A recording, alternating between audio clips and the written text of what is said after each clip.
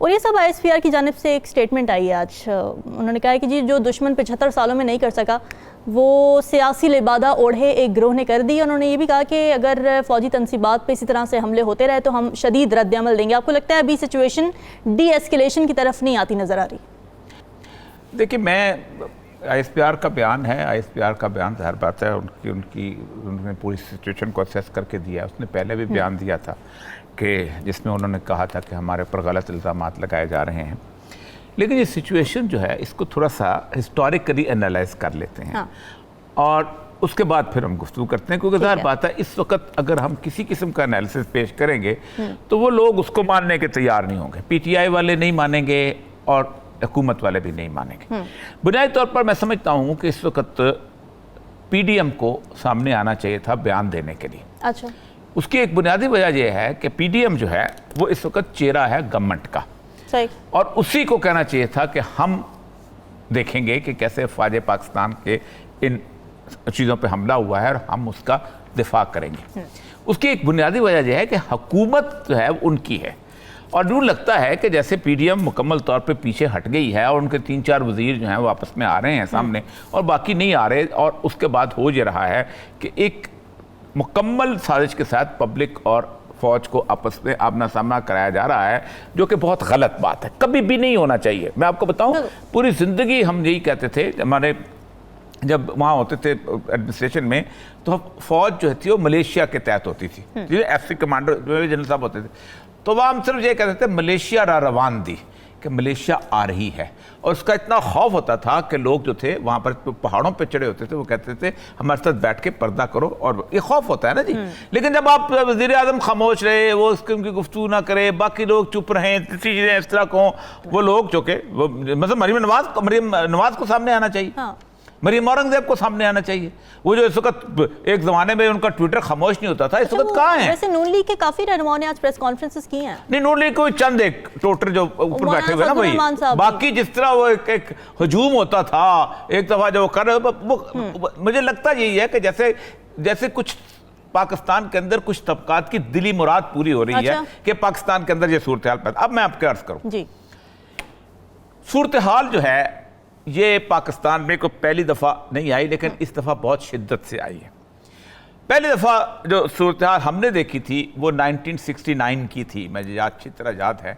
मैं उस वक्त मैट्रिक के बिल्कुल आखिरी 10वीं क्लास में था, और उस वक्त अयूब खान के ख़िलाफ़ बहुत बड़े हंगामे शुरू हुए थे, और हंगामों के दौरान इसी तरह की सूरत हाल बिल्टअप होती थी कि गद्दार हैं, और शेख मुजीबुर रहमान साजिश केस चला था, पता नहीं क्या क्या कुछ हुआ था।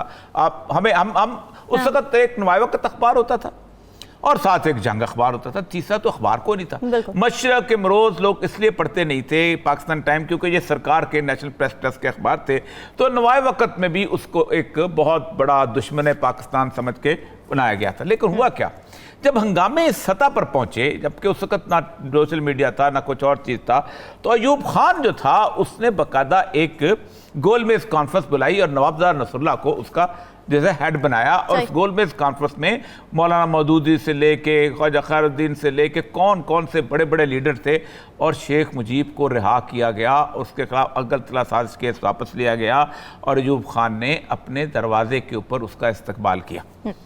फिर उसके बाद हुआ ये कि वो, जब मुझे याद अच्छी तरह, मैं उसको हम जहाँ उसको जलसा उसने किया था, हम उसको देखने गुजरात से, तो उसने कहा कि मसला सारा ये है कि मशरक़ी पाकिस्तान की किसी ने बात नहीं की, और फिर उसके बाद एक इलेक्शन।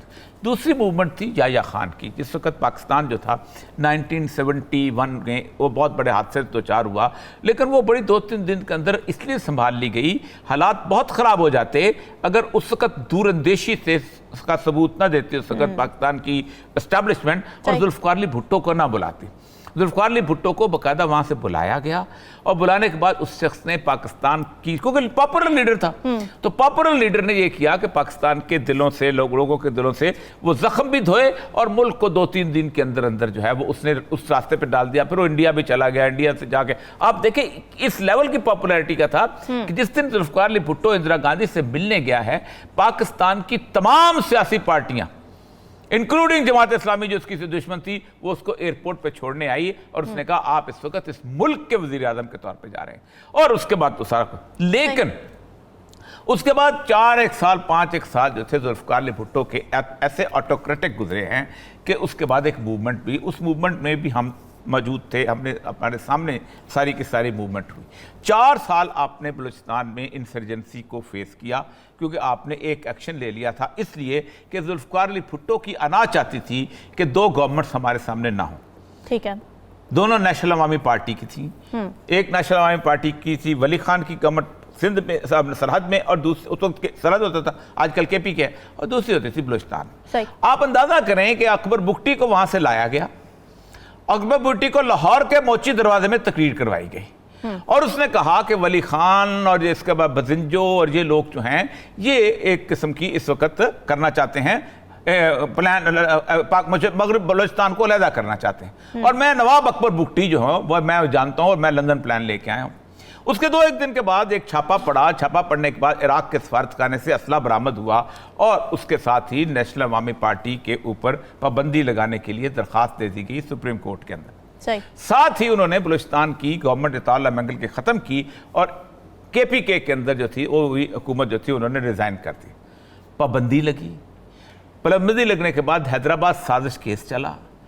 हैदराबाद साजिश केस के अंदर कौन कौन था, जो आप सोचें कौन कौन था उस गद्दारी के केस के अंदर? भुट्टो दौर में बजिंजो थे, वली खान था, मेंगल, ताला मेंगल, ये सारे लोग उस जेल के अंदर थे। हबीब जालब पे गद्दारी का केस, बिल्कुल ऐसे। और बिल्कुल वही सूरत हाल थी लॉ एंड ऑर्डर की जो आज इमरान खान की हुई है कि अदालत जो थी उसमें पेश नहीं होते थे, अदालत खुद हैदराबाद जेल में जाती थी। यानी आपने जब माशरे को, सोसाइटी को इस लेवल पे पोलराइज कर दिया तो वहां जाने ले शुरू होगी। हुआ क्या? हुआ ये कि मूवमेंट जो है चलती चलती चलती चलती 6 जुलाई पे जब पहुंची तो आप 6 जुलाई को आपने जब टेक ओवर किया तो आपको इस मुल्क में अमन लाने के लिए आपको आम माफी का ऐलान करना पड़ा। बिल्कुल। आपने आम माफी की, उसके बाद आपने हैदराबाद जेल से लोगों को छोड़ा। वो कितने हजार लोग, मुझे खुद याद है खैरबख्श मरी को मैंने खुद एक कोयटा एयरपोर्ट पर रिसीव किया था। वो कैसे आखिरी बंदा वो आया था क्योंकि उस वक्त काबुल जो था वो उस पर से अफगान चले गए थे तो उनको पनाह नहीं मिल रही थी। ये सारे लोग अपने असले समेत वापस आए और उसके बाद 20 साल बलूचिस्तान में अमन रहा। हम 400-400 किलोमीटर दूर बगैर गनमैन के घुमा करते थे और रात को 1-1, 2-2 बजे तक चला करते थे, इसलिए कि आपने एक पॉलिसी ऑफ रिकंसिलिएशन पैदा की। और आप उसके बाद अब सूरत हाल जो है इस तरह की, अच्छा वो उस सूरत हाल के अंदर 2-2.5 महीने लगे थे मूवमेंट को यहां तक आने के लिए। 13 मार्च को हुआ वो अपना इलेक्शन का हंगामा शुरू हुआ, कराची में हंगामे हुए। कराची से हंगामे होते होते होते होते 9 अप्रैल तक चूड़ियां भेजते थे कराची के लोग हैदराबाद के, पंजाबियों तुम कुछ करो। अच्छा। तो 9 अप्रैल को भुट्टो ने कॉन्फिडेंस में आके, मुझे याद है अच्छी तरह के, इसका इजलास बुला लिया सूबाई असेंबली का और उस सूबाई असेंबली के इजलास के अंदर हंगामा शुरू हुआ और उसके बाद हालत यह हो गई थी कि हमने सुहेल शामी की लाश उठाई और लोगों की लाश उठाई और फिर अगले दिन जो जुलूस निकलने शुरू हुए हैं उससे ज़्यादा खौफनाक जुलूस नहीं थे। लेकिन उस वक्त ना लोगों के पास इतना असला था, ना हमने कोई पहली 14 साल की 13 साल की अफगान वॉर लड़ी हुई थी, ना क्लाशनकोफ कल्चर आया हुआ था, ना हीरोइन थी, ना ये 20 साल की वॉर एंड टेरर बनी हुई थी, हमारे सर के ऊपर बनी हुई थी। हमारे अंदर TTP नहीं थी, हमारे अंदर बाकी चीजें नहीं थी। हमने 20 साल, हमारे अंदर जामा हफ्सा नहीं हुआ था, हमारे अंदर ड्रोन्स नहीं आए हुए थे, कुछ नहीं आया हुआ था। ये साल हमारे अंदर BLA नहीं थी, हमारे अंदर और बहुत, ये पाकिस्तान के खिलाफ इतना बड़ा आतिशफशां है जिसको आपको आहिस्ता आहिस्ता से तय करना था। ये था। आपको पता है कि मूवमेंट क्या होती है?